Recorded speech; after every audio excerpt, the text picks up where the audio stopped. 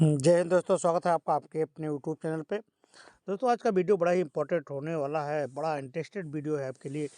आपका ये वीडियो आज हम जो लेकर के आए हैं वो है मॉडल पेपर वार्षिक परीक्षा भौतिक विज्ञान कक्षा 12 का है। यानी 12 के लिए बहुत ही रामबाण होने वाला है, अचूक है। अगर आप इसको मिस कर दिए तो दिक्कत हो जाएगी, इसलिए इस पेपर को आपको हल करना बहुत ज़रूरी है। तो दोस्तों, बिना देरी किए हुए ले चलते हैं आपको आपके मॉडल पेपर की दुनिया में, जहां आप अपने क्वेश्चन को देख सकते हैं। देखिए, भौतिक विज्ञान वार्षिक परीक्षा है कक्षा 12 के लिए खंड आ। तो आपको सबसे पहले हम क्वेश्चन दिखा देते हैं कि कितने क्वेश्चन आपसे पूछे जाएंगे। तो खंड आ से आपके 6 क्वेश्चन पूछे जाएंगे जो ऑब्जेक्टिव होगा। देखिए, ये आपके ऑब्जेक्टिव क्वेश्चन है, 6 आपके ऑब्जेक्टिव। फिर उसके बाद में खंड आ से भी 6 क्वेश्चन पूछे जाएंगे जो एक एक नंबर का होगा। खंड सा से भी आपके 4 नंबर पूछे जाएंगे जो 2-2 नंबर के होंगे। फिर उसके बाद में दूसरा खंड होगा जो 3-3 नंबर के होंगे और 5 क्वेश्चन का होगा। और अगला क्वेश्चन भी 5 क्वेश्चन होंगे जो 3-3 नंबर के हैं। और अगले खंड में आपके 5-5 नंबर के 3 क्वेश्चन होते हैं। 3 नहीं बल्कि 4 क्वेश्चन होते हैं। ये 4 क्वेश्चन हो गया, लेकिन इसमें आपको अथवा करके देना होगा। ये इस खंड में जितने भी क्वेश्चन हैं 5-5 नंबर के, उसमें आपको अथवा करके है, इसमें दोनों में से एक एक करने होंगे। ठीक है, इस तरह से आपके इतने क्वेश्चन दिए जाएंगे। तो चलते हैं, अब आपको ले चलते हैं आपको आपकी दुनिया में, आपको हल कराते हैं क्वेश्चन पेपर एक एक करके। तो पहले हम आपको बहुविकल्पीय हल करवाते हैं। बहुविकल्पीय देखिए किस तरह से हल किया गया है। खंड आ लिखा है कि किसी गोलीय दर्पण की फोकस दूरी एफ एवं वक्रता त्रिज्या आर में क्या संबंध है। तो आपने पढ़ा है कि वक्रता त्रिज्या और आप में जो संबंध होता है, ये इक्वल टू r/2। ठीक है, तो ऑप्शन आपका क्लियर है क्या? ये सही है, ये इक्वल टू r/2। अगला क्वेश्चन देखें, ये आ गया आपका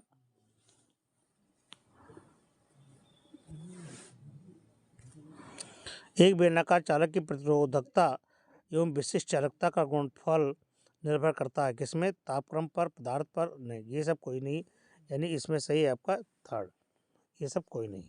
अगला क्वेश्चन है,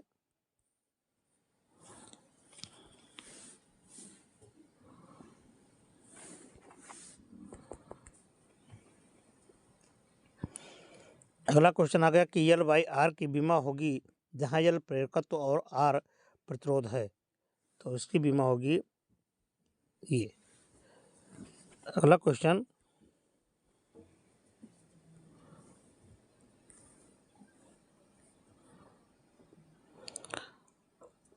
हाइड्रोजन परमाणु की आयनन ऊर्जा का मान कितना होता है? तो हाइड्रोजन परमाणु की आयनन ऊर्जा का मान होता है कितना? ये आपका सही है, 13.6 इलेक्ट्रॉन वोल्ट होता है। ठीक है, चलिए अगले क्वेश्चन की तरफ चलते हैं। अगला क्वेश्चन है, पी-एन संधि डायोड के अवक्षय परत में होते हैं क्या? केवल क्वार्टर, केवल इलेक्ट्रॉन, इलेक्ट्रॉन और क्वार्टर दोनों, ना इलेक्ट्रॉन ना क्वार्टर। तो बस यही सही है आपका, ना इलेक्ट्रॉन ना क्वार्टर। अब आ गया आपका अगला खंड, जहां पर आपको एक एक नंबर दिए जाएंगे। 5 क्वेश्चन है।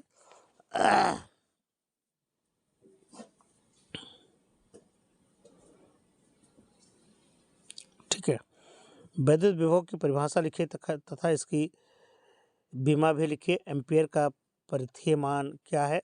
चुंबक आघूर्ण की परिभाषा। कला संबंध स्रोत से आप क्या समझते हैं? प्रकाश विद्युत ऊर्जा का अर्थ बताइए और बैंड चौड़ाई को परिभाषित कीजिए। ठीक है, ये है आपका क्वेश्चन। तो देखिए, पहला है वैद्युत विभव से आप क्या समझते हैं। वैद्युत विभव से आप क्या समझते हैं और इसकी बीमा लिखिए, ये आपको लिखने को अब आया। तो देखिए, ये है वैद्युत विभव। वैद्युत क्षेत्र में किसी बिंदु पर वैद्युत विभव V परीक्षण आवेश प्लस Q0 को अनंत से उस बिंदु तक लाने में किए गए कार्य W तथा परीक्षण आवेश के मान की निष्पत्ति के बराबर होता है। अर्थात B equal to W by Q naught, joule प्रति कूलाम या वोल्ट होता है। और यहाँ पर इसकी इसकी बीमा भी पूछी गई है। तो इस वोल्ट इक्वल टू जूल बटे कूलाम, तो ये हो जाएगा न्यूटन मीटर बटे एम्पियर गुणे सेकेंड। ठीक है, तो अब आप इसकी जब बीमा निकालेंगे तो इसकी बीमा आएगी ML2T इनवर्स 3 ये इनवर्स 1। ठीक है, ये अगला क्वेश्चन कह रहा है, ये आ गया कि एम्पियर, अगला क्वेश्चन है,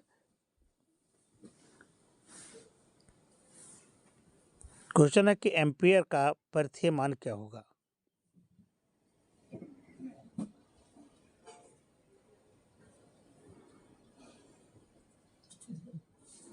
ठीक है,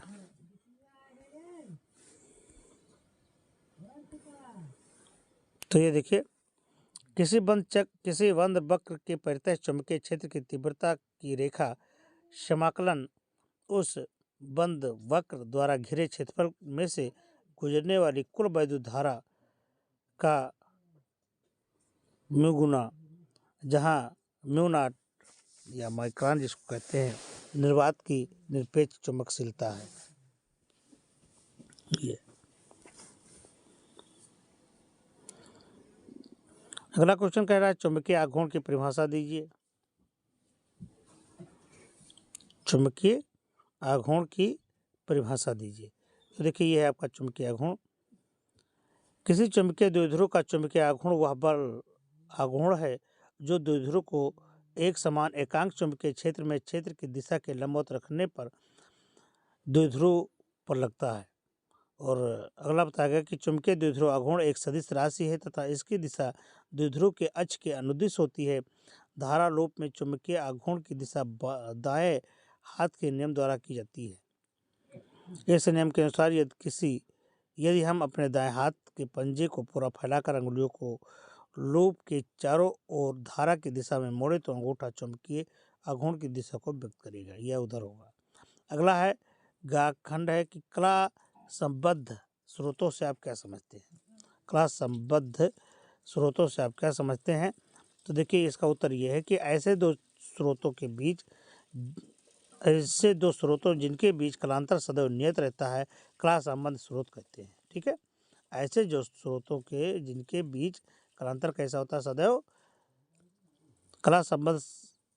कलांतर सदैव नियत रहता है, कला संबद्ध स्रोत कहते हैं। दो कला संबद्ध स्रोतों से हम अस्थायी व्यतिकरण प्रतिरूप प्राप्त कर सकते हैं। ऐसे स्रोत किसी युक्ति द्वारा एक ही स्रोत से प्राप्त किए जाते हैं। और अगला क्वेश्चन आ गया, बहुत इंपॉर्टेंट है कि प्रकाश विद्युत ऊर्जा का अर्थ समझाइए। प्रकाश विद्युत ऊर्जा का अर्थ समझाइए। तो जब किसी धातु पर उपयुक्त आवृत्त का प्रकाश डाला जाता है तो उसके पृष्ठ से इलेक्ट्रॉन उत्सर्जित होते हैं। इन इलेक्ट्रॉनों को प्रकाश इलेक्ट्रॉन तथा उस घटना को प्रकाश वैद्युत उत्सर्जन या प्रकाश वैद्युत प्रभाव कहते हैं। ठीक है, ये अगला क्वेश्चन है, ऊर्जा बैंड किसे कहते हैं। किसी निश्चित लघु ऊर्जा परिसर में अत्यंत निकट रूप से स्थित ऊर्जा की एक बड़ी संख्या को समूह ऊर्जा बैंड कहते हैं। और एक चीज़ और यहाँ पूछा गया है कि ठोसों में उपस्थित ऊर्जा बैंडों के नाम लिखिए। तो चालन बैंड और संयोजी बैंड है। खंड अब अगले से आ गया कि कूलाम के नियम का सदिश रूप बताइए। कूलाम के नियम का सदिश रूप बताइए, ये पूछा जा रहा है।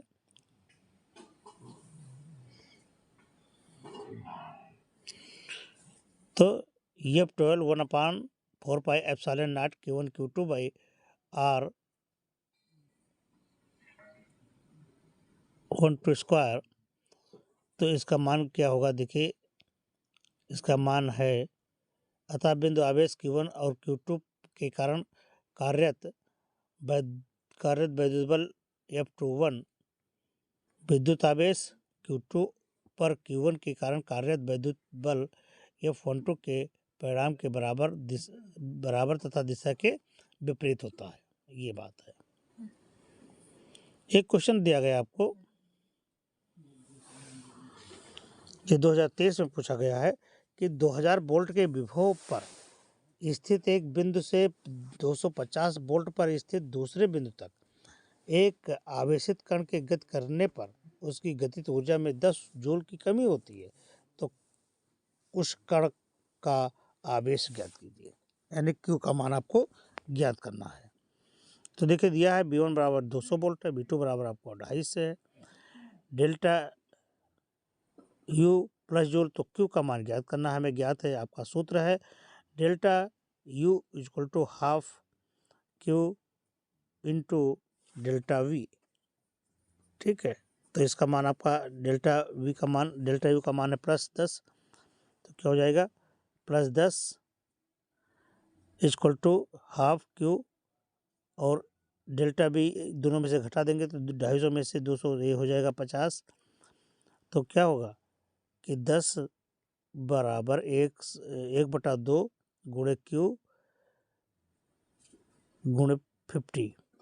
अरे भाई 250 में से 200 जाएगा तो यहाँ बचेगा 50, तो ये हो गया 10 दूना 20, यानी 20/50 क्यू, और तो क्यू का मान क्या हो जाएगा, इसको आप सॉल्व कर लेंगे तो 0.4 कूलम आएगा। अगला क्वेश्चन है 1 मिलीमीटर व्यास के चांदी के एक तार में 75 मिनट में 90 कूलम आवेश प्रवाहित होता है। यदि प्रति सेंटीमीटर क्यूब आयतन में मुक्त इलेक्ट्रॉनों की संख्या 5.8 गुणे 10 की घात 22 हो तो ज्ञात कीजिए वैद्युत धारा तथा इलेक्ट्रॉन का अनुगमन वेग।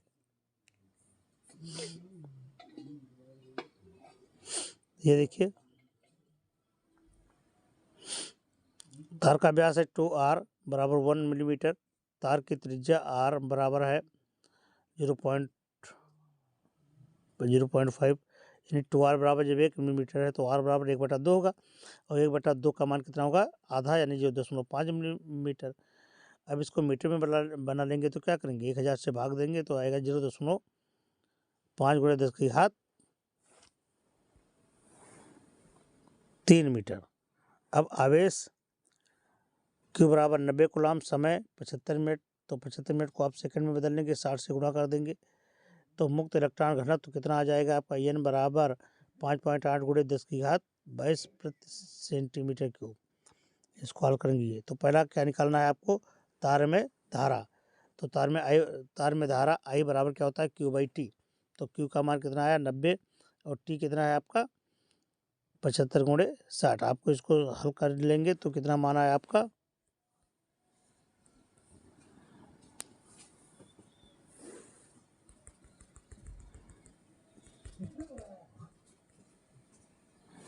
तो ये मान आया आपका 2.0 गुणे 10 की घात -2 एम्पियर।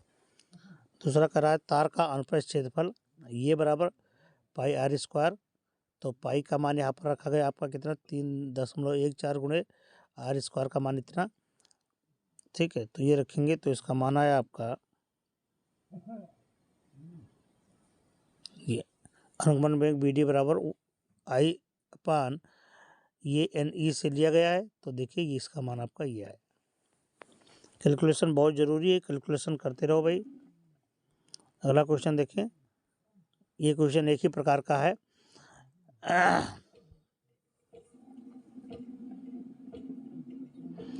चुंबकीय द्विध्रुव आघूर्ण की परिभाषा,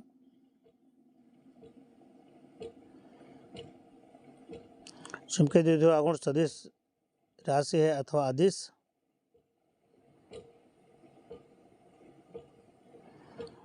ये सब एक ही क्वेश्चन है, तो पहले देखिए चुंबकीय आघूर्ण क्या है, कि किसी चुंबकीय द्विध्रुव का चुंबकीय आघूर्ण वह बल आघूर्ण है जो इस द्विध्रुव को एक समान एकांक चुंबकीय क्षेत्र में क्षेत्र की दिशा के लंबवत रखने पर द्विध्रुव लगता है। ये देखिए, माना चुंबकीय द्विध्रुव एक समान चुंबकीय क्षेत्र B में क्षेत्र की दिशा थीटा कोण बनाते हुए रखा गया है, अतः द्विध्रुव पर लगने वाले बल युग्म का आघूर्ण टाउ बराबर mb sin थीटा। यदि थीटा इक्वल टू 90 अंश हो तो साइन थीटा बराबर 1, तब चुंबकीय द्विध्रुव पर लगने वाले बल आघूर्ण अधिकतम होगा, अर्थात टाउ मैक्सिमम बराबर mb, अर्थात m equal to tau max by B. यदि बी का मान 1 हो तो एम बराबर टाउ मैक्स होगा। ठीक है। अगला क्वेश्चन कह रहा है कि स्वप्रेरण गुणांक की परिभाषा दीजिए।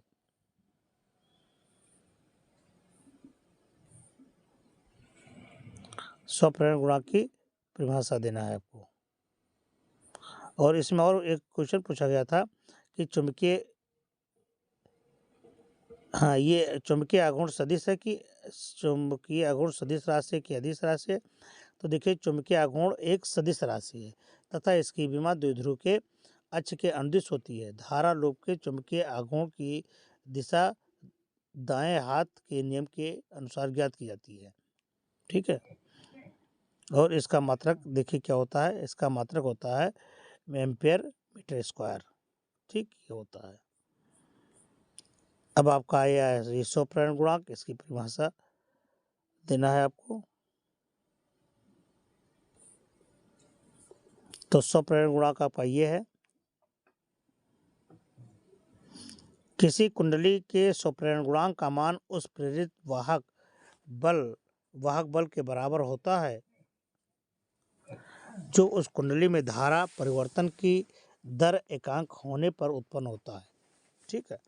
अगला है कि समतल वृत्तीय कुंडली के लिए स्वप्रेरण माना स्मॉल आर त्रिज्या व कैपिटल एन चक्रों वाली कुंडली में 1 एम्पियर धारा बह रही है, आई एम्पियर की धारा बह रही है, तो कुंडली के केंद्र में चुंबकीय क्षेत्र बी बराबर, ये सूत्र है आपका।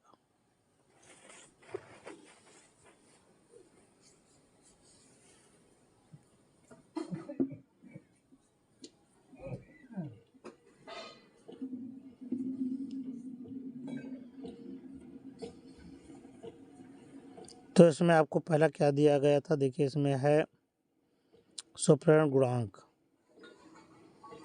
पहला क्या है, तो इसमें स्वप्रेरण गुणांक का मान देखिए दिया है, E बराबर 10 वोल्ट, ये धारा बराबर I बराबर 2/5T, इसका मान रखेंगे तो ये आएगा 2 हेनरी। तीसरा आपको निकालना है समय, ये निकाल दिया। ठीक है। अब अगला क्वेश्चन आ गया, अर्धचालक डायोड क्या होता है। अर्धचालक डायोड क्या होते हैं। अर्धचालक डायोड मूल रूप से एक पीएन संद होता है जिसके सिरों पर धात्विक संपर्क जुड़े होते हैं ताकि इस संद पर कोई बाह्य वोल्टता अनुप्रयुक्त भी की जा सके। इस युक्त में 2 टर्मिनल होते हैं। अर्धचालक डायोड को प्रतीकात्मक रूप में दर्शाया गया है, ये देखिए।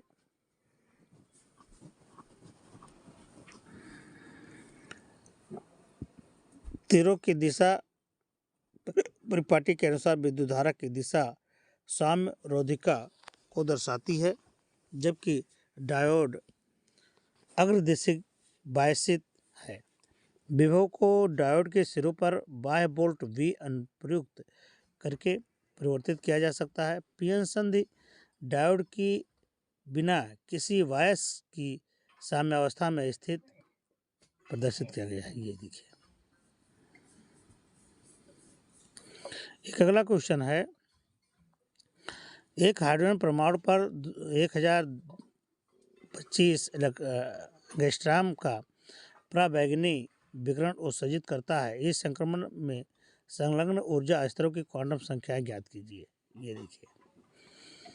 तो दिया है, आपका मान दिया हुआ है, हाइड्रोजन का H=1, लैम्डा का मान आपको लेमन का इतना दिया हुआ है। तो प्रकाश पराबैंगनी सीमा में होता है, अतः 1/λ=RZ² का मान 1/1² माइनस 1/N2², इसका मान लगाएंगे, ये आपको कैलकुलेशन करना होगा और ये आपको ज्ञात हो जाएगा। N2 बराबर लगभग 3 आ जाएगा। अगला क्वेश्चन है कि प्रकाश विद्युत प्रभाव क्या है। किसी प्रकाश संवेदी सतह के लिए देहली आवृत्ति 3.3 × 10⁻14 हर्ट्ज है। यदि आपतित प्रकाश की आवृत्ति 8.2 × 10⁻14 हर्ट्ज हो जाए तो निरोधी विभव की गणना कीजिए। देखिए प्रकाश विद्युत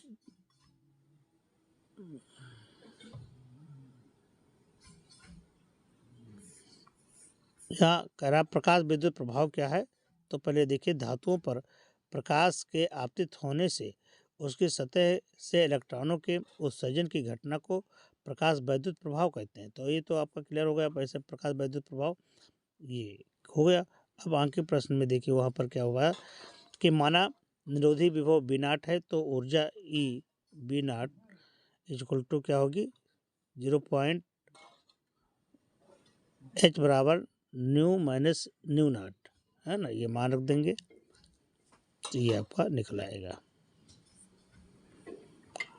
द्रव्य तरंगे क्या है। डी ब्रोगली तरंगदैर्घ्य के लिए सूत्र लिखिए। इन तरंगों का प्रायोगिक सत्यापन करने वाले प्रयोग का नाम बताइए। यह डी ब्रोगली का व्यंजक।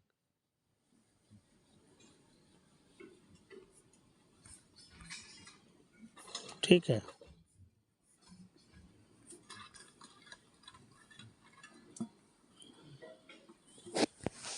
तो ये देखिए सन 1922 में डी ब्रोगली ने विचार किया कि पदार्थ का विकिरण की पारस्परिक क्रिया समझने के लिए कणों को पृथक रूप से न मानकर तरंग प्रकृति के समन्वित माना जाए। उन्होंने बताया कि जब कोई द्रव्य कण चलता है तो वह भी तरंग की भांति व्यवहार करता है। इस सिद्धांत का सत्यापन डेविसन और जर्मर ने अपने प्रयोगों द्वारा किया। उन्होंने स्थापित किया कि किरण के इलेक्ट्रॉन की किरण पुंज का विवर्तन देखा जा सकता है जो एक तरंग का गुण है। अतः द्वैती प्रकृति न केवल प्रकाश में होती है बल्कि यह द्रव्य कणों में भी होती है। अतः गतिमान कणों से तरंग संबद्ध होती है। इन तरंगों को द्रव्य तरंगे अथवा डी ब्रोगली तरंगे कहते हैं। द्रव्य तरंगों की तरंगदैर्घ्य डी ब्रोगली तरंगदैर्घ्य कहलाती है। द्रव्य तरंगों की तरंगदैर्घ्य ठीक है। ये एक क्वेश्चन और पूछा गया है आपसे। मेलेस का नियम बताइए। मेलेस एक वैज्ञानिक है तो उनका क्या नियम है। देखिए ये मेलेस का भी नियम बहुत इंपॉर्टेंट है। 1809 में वैज्ञानिक इटेन लुई मेलेस ने सिद्ध किया कि यदि किसी पोलेराइड पर आपतित प्रकाश की तीव्रता आई नाट हो तो पोलेराइड से निर्गत प्रकाश की तीव्रता I1 निम्नलिखित सूत्र से व्यक्त की जाती है। ये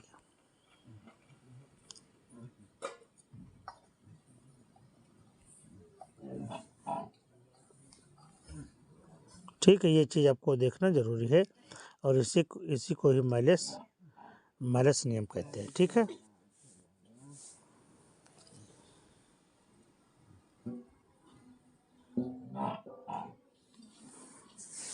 किसी सूक्ष्मदर्शी की आवर्धन क्षमता से क्या तात्पर्य है। संयुक्त सूक्ष्मदर्शी की आवर्धन क्षमता का सूत्र लिखिए।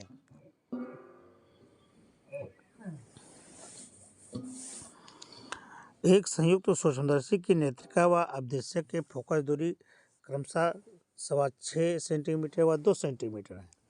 दोनों के बीच की दूरी 15 सेंटीमीटर है। अपदृश्यक से वस्तु की दूरी क्या होगी ताकि अंतिम प्रतिबिंब अनंत पर बने।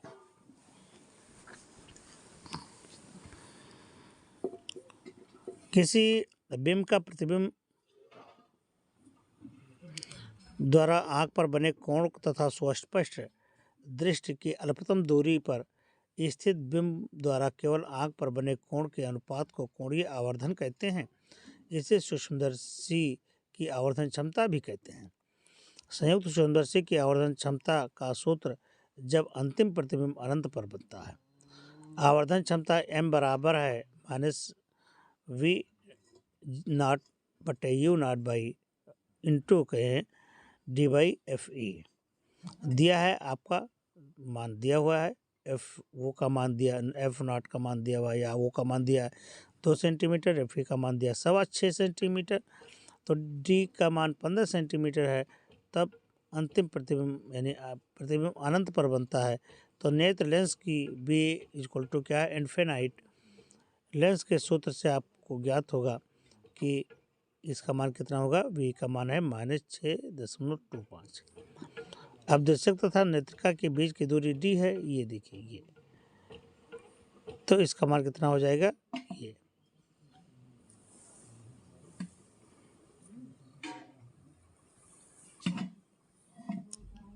ये क्वेश्चन है, दिए गए परिपथ में ज्ञात कीजिए नंबर 1 अमीटर का पाठ्यांक, दूसरा है वोल्टामीटर का पाठ्यांक, तीसरा है शक्ति गुणांक। 3 क्वेश्चन पूछा जा रहा है, एक में ही आपसे तीनों क्वेश्चन दिए गए हैं। कौन कौन से हैं? तो पहला है अमीटर का पाठ्यांक।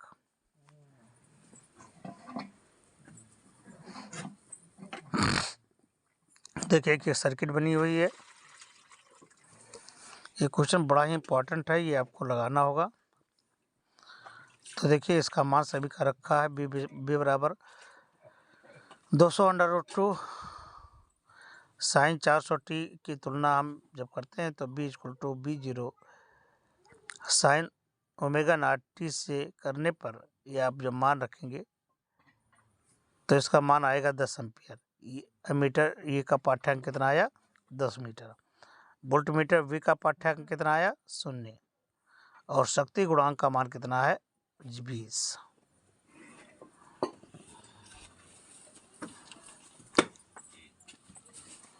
धारावाही लंबी परिनालिका के स्वप्रेरकत्व का सूत्र स्थापित कीजिए। धारावाही परिनालिका के स्वप्रेरण गुणांक का सूत्र लिखिए। ये देखिए फैराडे के चुंबकीय प्रेरण संबंधी नियमों के लिए उसी खंड के प्रश्न से ये संबंधित है। माना एक लंबी वायुक्रोट परिनालिका की लंबाई L, परिच्छेद का क्षेत्रफल ये, परिनालिका में कुल फेरों की संख्या n, तो इसमें धारा I है, तो परिनालिका के भीतर चुंबकीय क्षेत्र B बराबर μ0 N I/L। आप सूत्र रखेंगे। निर्वात में इसकी चुंबकशीलता है और कुंडली के प्रत्येक फेरे में बद्ध चुंबकीय फ्लक्स फाई = BA = μ0 NIA/L। तो ये आपका चुंबकीय फ्लक्स हो जाएगा। यहाँ पर देखिए, परंतु परिनालिका के सभी फेरों में कुल चुंबकीय फ्लक्स कितना है N फाई = LI। ये है आपका, ये मान आपका निकल आएगा। अगला क्वेश्चन कह रहा है कि एक प्रोटॉन, एक न्यूट्रॉन तथा एक अल्फा कण समान विभवांतर से त्वरित होकर एक समान चुंबकीय क्षेत्र के लंबवत प्रवेश करते हैं, तो इनकी गतिज ऊर्जा की तुलना कीजिए। यदि प्रोटॉन के वृत्तीय मार्ग की त्रिज्या 10 सेंटीमीटर तो न्यूट्रॉन तथा अल्फा कण के मार्गों की त्रिज्या क्या होगी, और प्रोटॉन तथा अल्फा कण का परिक्रमण काल का अनुपात बताइए। तो देखिए बी वोल्ट विभवांतर से तुरंत क्यू कूलाम आवेश की गतिज ऊर्जा के = QB जूल। तो ये आप पे मान रखेंगे तो इसका मान आएगा 1:2:1, नहीं 1:1:2।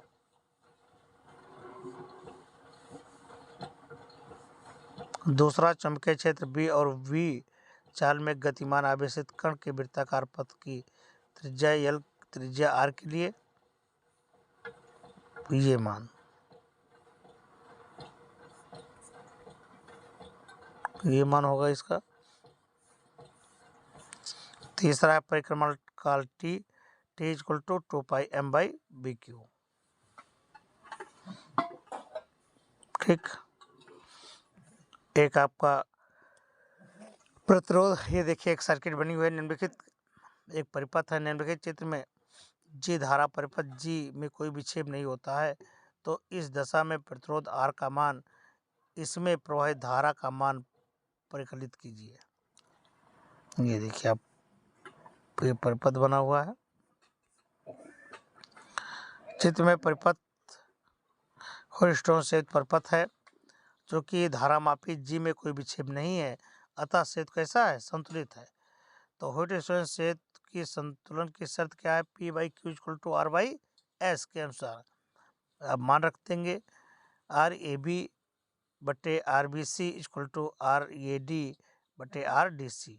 इसका मान है 15 बटे आर बराबर 30/6। तो आर का मान निकालेंगे तो कितना आएगा 3।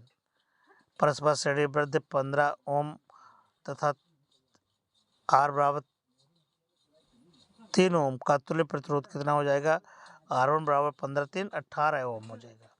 ये परस्पर श्रेणी क्रम में जुड़े हुए हैं तो तीनों इसका मान आप जोड़ लेंगे तो 30 धन 6 बराबर कितना हो जाएगा 36। अब ये दोनों कैसे जुड़े हैं, ये R2 R1 और R2 यानी AC के मध्य में समांतर क्रम में जुड़े हैं, तब इनका तुल्य प्रतिरोध क्या हो जाएगा, अपान में होगा। तब RAC बराबर 1/18 धन 1/36 तो 18 36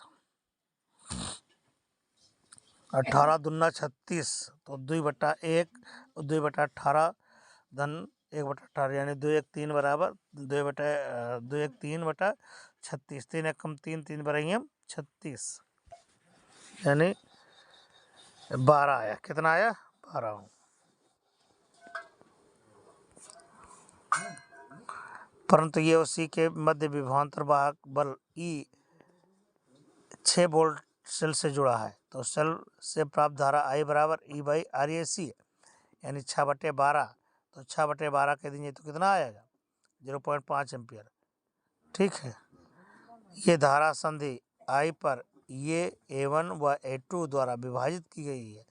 वह AC के मध्य R1 तथा R2 परस्पर समांतरबद्ध है, अतः इनके सिरों का विभवांतर समान है।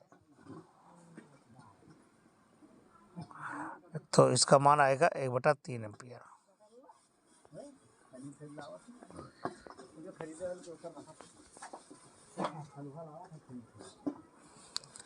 दिए गए संजाल में बिंदु ए व बी के बीच तुल्य धारिता ज्ञात कीजिए।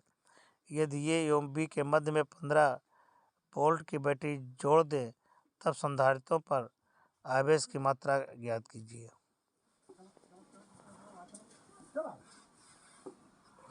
ये देखिए, ये सूत्र है आपका, ये इसमें सभी का मान है।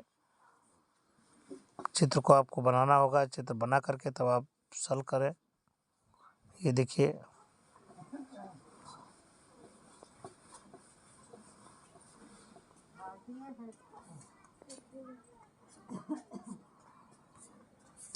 अगला क्वेश्चन है, नाभिकीय संलयन के आधार पर सौर ऊर्जा के स्रोत की व्याख्या आवश्यक समीकरण के साथ कीजिए।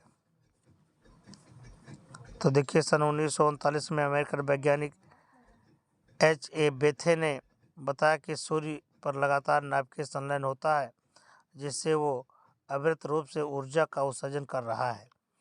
इस विषय में उन्होंने निम्नलिखित स्पष्टीकरण प्रस्तुत किया। सूर्य की अपार ऊर्जा का स्रोत हल्के नाभिकों का संलयन है।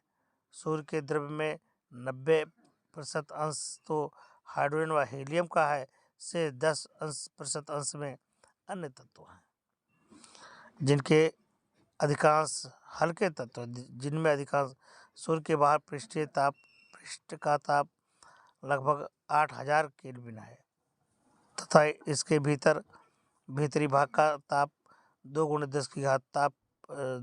7 केल्विन है, 7 केल्विन है। इतने ऊंचे ताप पर सूर्य में उपस्थित समस्त तत्वों के परमाणुओं की कक्षाओं से इलेक्ट्रॉन निकल जाते हैं, अतः वे तत्व नाभिक के आवेश में रह जाते हैं। ये नाभिक इतने तीव्रगामी होते हैं कि इनकी परस्पर टक्कर से इनका स्वतः ही संलयन होता है और अपार ऊर्जा विमुक्त होती है। ठीक, ये चीज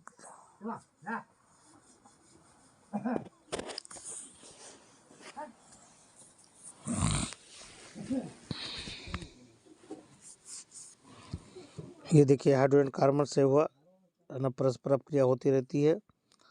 इस प्रकार पूरी कार्बन साइकिल में 4 हाइड्रोजन की नाभिक संलयित होकर के ये चीज़ बनाते हैं। अगला देखिए, ये प्रोटॉन साइकिल है। ये प्रोटियम आपस में मिलकर के ड्यूटेरियम बनाते हैं। ठीक है, एक प्रोटियम और ड्यूटेरियम मिलकर के हीलियम कण बनाते हैं। ठीक है, जिससे अपार ऊर्जा निकलती है। समान ताप पर दाब का संलयन असंभव है।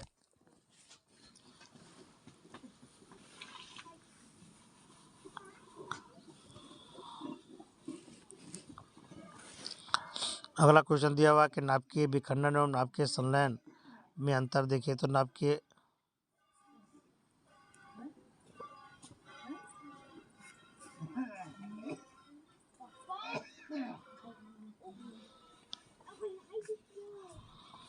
अगला क्वेश्चन है हाइड्रोजन उत्सर्जन स्पेक्ट्रम में लाइमन श्रेणी का बनना ऊर्जा स्तर आरेख के आधार पर समझाइए।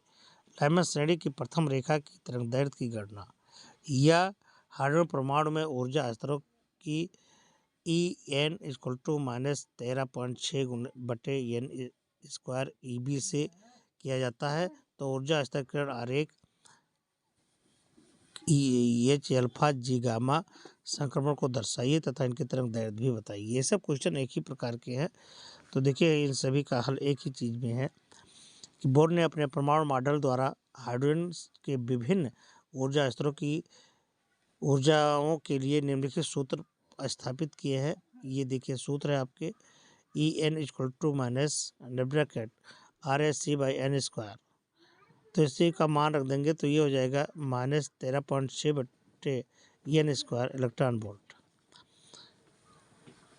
इसमें पूर्णांक n क्वांटम संख्या, n रिडरबर्ग नियतांक, h प्लैंक नियतांक और c प्रकाश की चाल है। माना हाइड्रोजन परमाणु के दो ऊर्जा स्तर n1 व n2 हैं, जिनके संगत ऊर्जाएं क्रमशः E1 व E2 हैं। यदि ऊर्जा स्तर E2 से E1 पर संक्रमण द्वारा उत्सर्जित विकिरण की आवृत्ति न्यू हो तो h न्यू = E2 - E1। ये मान रखेंगे तो ये आपका मान आ जाएगा।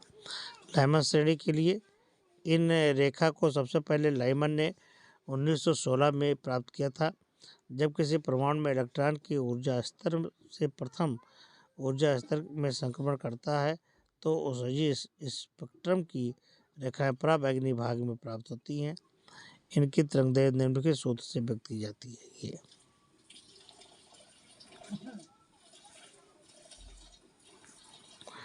बामन श्रेणी में देखिए इन रेखाओं को सबसे पहले बामन ने 1885 में देखा।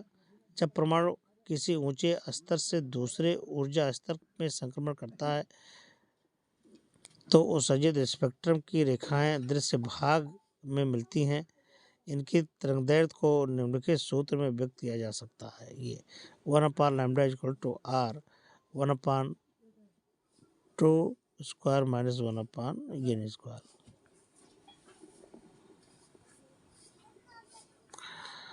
क्वेश्चन देखिए क्या है। जब किसी परमाणु में इलेक्ट्रॉन किसी उच्च ऊर्जा स्तर से तीसरे ऊर्जा स्तर में संक्रमण करता है तो उत्सर्जित रेखाएं स्पेक्ट्रम की अवरक्त भाग में प्राप्त होती है। इनकी तरंगदैर्घ्य निम्नलिखित सूत्र से व्यक्त की जाती है। ये अगला है ब्रैकेट श्रेणी। जब किसी परमाणु में इलेक्ट्रॉन किसी ऊंचे ऊर्जा स्तर से चौथे ऊर्जा स्तर में जाता है तो ये रेखाएं भी स्पेक्ट्रम में अवरक्त भाग में प्राप्त होता है। इसकी तरंगदैर्घ्य निम्नांकित सूत्र से व्यक्त की जाती है। 1/λ = R 1/4² - 1/n²। फुंड श्रेणी में जाएंगे। जब किसी परमाणु में इलेक्ट्रॉन किसी ऊंचे ऊर्जा स्तर से पांचवें ऊर्जा स्तर में आता है तो ये रेखाएं भी स्पेक्ट्रम के गामा भाग में प्राप्त होती हैं। इनकी तरंगदैर्घ्य निम्नलिखित सूत्र से व्यक्त की जाती है। 1/λ = R 1/5² - 1/n²। यंग के द्विसलिट प्रयोगों में दो तरंगदैर्घ्य 6500 एंगस्ट्रॉम और 5200 एंगस्ट्रॉम के प्रकाश पुंज का उपयोग करके व्यतिकरण फ्रिंजें प्राप्त की जाती हैं। तरंगदैर्घ्य 52 एंगस्ट्रॉम के लिए पर्दे पर केंद्रीय फ्रिंज से द्वितीय अदीप्त फ्रिंज की दूरी ज्ञात कीजिए। पर्दे पर केंद्रीय फ्रिंज से यम हुई अधिकतम फ्रिंज की दूरी x equal to m minus half D lambda by D है। यहाँ m बराबर 2, d बराबर 120 centimetre, small d equal to 2 है और लैम्डा बराबर 5200 × 10 मीटर है। सूत्र रख देंगे तो ये आपको कैलकुलेशन किया जाएगा और आएगा 0.46।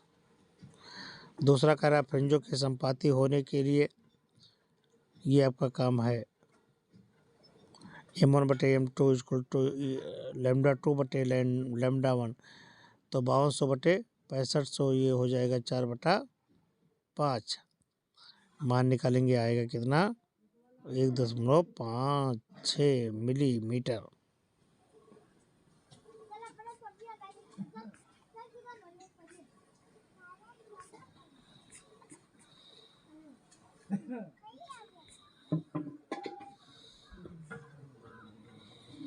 फिर कह रहा खगोलीय दूरदर्शी का किरण आरेख बनाइए। तो देखिए खगोलीय दूरदर्शी एक ऐसा प्रकाशिक यंत्र है जिसके द्वारा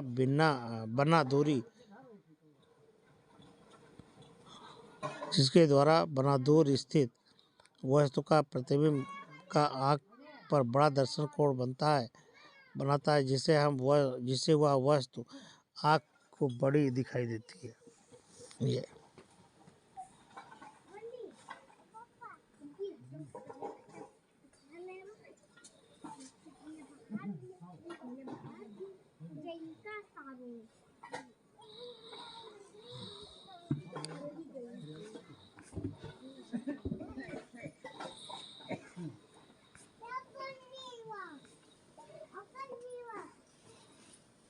ये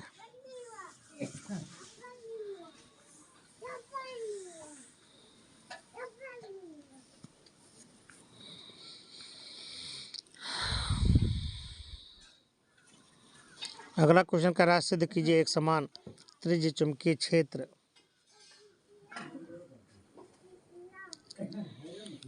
में धारावाही कुंडली में आरोपित बलयुग्म टाउ इक्वल टू एन आई ये भी है। तो ये देखिए यदि कुंडली त्रिज्य चुंबकीय क्षेत्र में स्थित है तो थीटा बराबर 90 अंश होगा, क्योंकि इस स्थिति में कुंडली का तल प्रत्येक स्थिति में बल रेखाओं के समांतर रहता है। अतः इस स्थिति में कुंडली पर लगने वाले बलयुग्म टाउ बराबर एन आई ए भी होगा।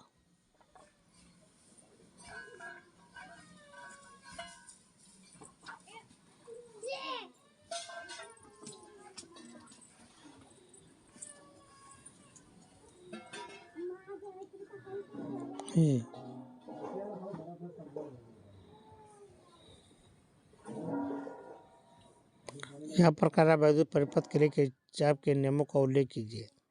तो किरचॉफ का नियम देखो कि किसी निर्दिष्ट धारा वैद्युत परिपथ की किसी संधि पर मिलने वाली समस्त धाराओं का बीजगणितीय योग 0 होता है, सिग्मा इक्वल टू 0।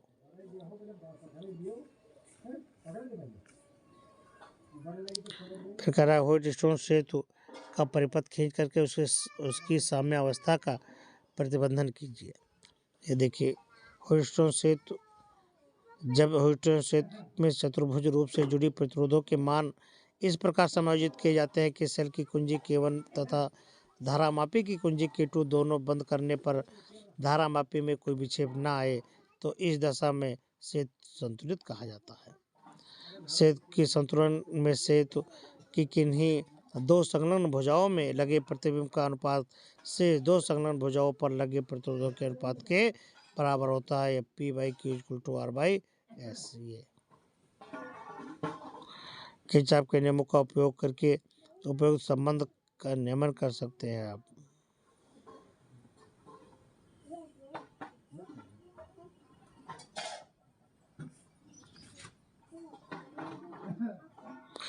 किरचॉफ के नियमों का उपयोग करके उपयुक्त संबंध का निगमन।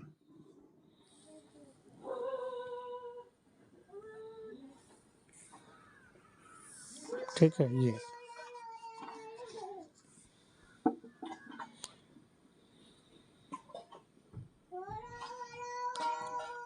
तो इससे आप इसका मान आसानी से आप ज्ञात कर सकते हैं। यहाँ पर देखिए कि ये आपका समीकरण 1 बनता है, ये समीकरण 2, समीकरण 1 और 2 को जब आप मिलाएंगे तो ये बनेगा P Q equal to R by S. ठीक है, ये तो ये रहा आज का वीडियो। ये वीडियो आपको बहुत ही फ़ायदेमंद होगा। मिलते हैं आपको अगले वीडियो के लिए, तब तक के लिए नमस्कार, जय हिंद।